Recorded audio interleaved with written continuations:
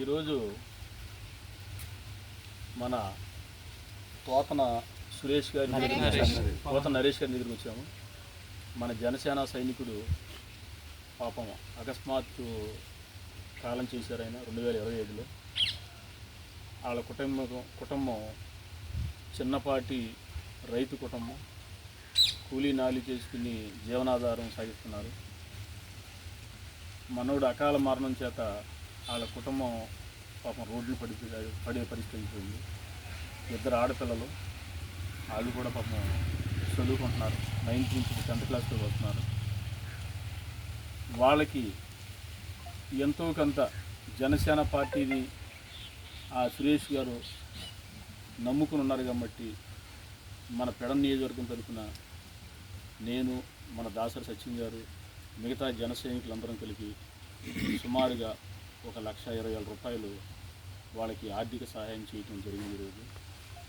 దీనికి ముఖ్యంగా ఇంతటి కార్యక్రమానికి తీసుకురావడానికి ప్రధాన కారకుడు మన బండిరెడ్డి సుబ్రహ్మణ్యం గారు.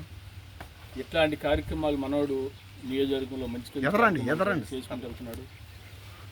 ఇట్లాంటి కార్యక్రమాలకి అందరినీ కూడా ఒక వేదిక పైకి తీసుకొచ్చి కూర్చోబెడతాం అనేది మనం అందరం కూడా అతను అభినందించిన విషయం.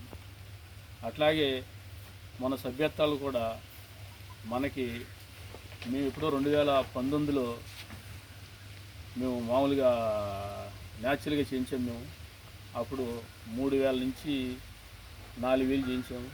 తర్వాత 9,000 దాకా అప్పుడు చేయించాము 19లో. తర్వాత కిందటి సంవత్సరం 9,400 నుంచి ఈ సంవత్సరం 19,000 రావడానికి ప్రధాన కారణం అంటే మాలాంటి వాళ్ళు మేము కానీ దాసరి గారు చేసినా కూడా అందరం చేసిన జనసేన సైనికులు అందరూ కూడా చేసిన వీళ్ళందరూ వెనకాల కృషి మన సుబ్రహ్మణ్యానికి బాగా ఉంది.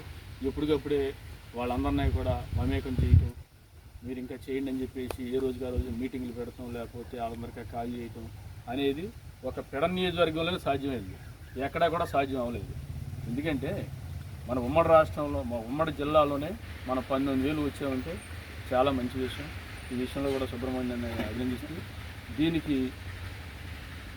ఈ కార్యక్రమానికి జనసేన సైనికులందరూ కూడా తలకు సహాయం చేశారు కనుక వాళ్ళందరినీ కూడా అభినందిస్తూ ఇట్లాంటి ఏ జనసేన సైనికుడికి ఏ ఇబ్బంది వచ్చినా సరే మేము ముందు ఉంటాము, ఇలాంటి కార్యక్రమాలకి మేము తోడు ఉంటామని చెప్పేసి మీ అందరికీ మనం చేస్తాం.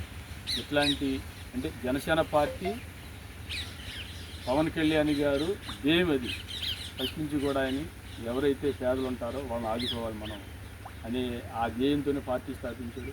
అట్లాగే ఏ పార్టీలో కూడా తెలుగుదేశం కానీ వైసీపీ కానీ ఏ పార్టీలో కూడా ఇట్లాంటి సాంప్రదాయం ఎక్కడ ఉండదో ఆదుకునే పరిస్థితుల్లో అది ఒక జనసేనలో. ఇదే కాకుండా ఎన్నో కార్యక్రమాల్లో లాస్ట్ 3 months 4 months బ్యాక్ ఇట్లాగే బంటి మిల్లు ఇల్లు కాలిపోయినప్పుడు మా ఎల్వీఆర్ ఫౌండేషన్ నుంచి కూడా కొన్ని సహాయం చేసాం. ఇట్లా ఎన్నెన్నో చేసుకుంటూ వెళ్తున్నాము.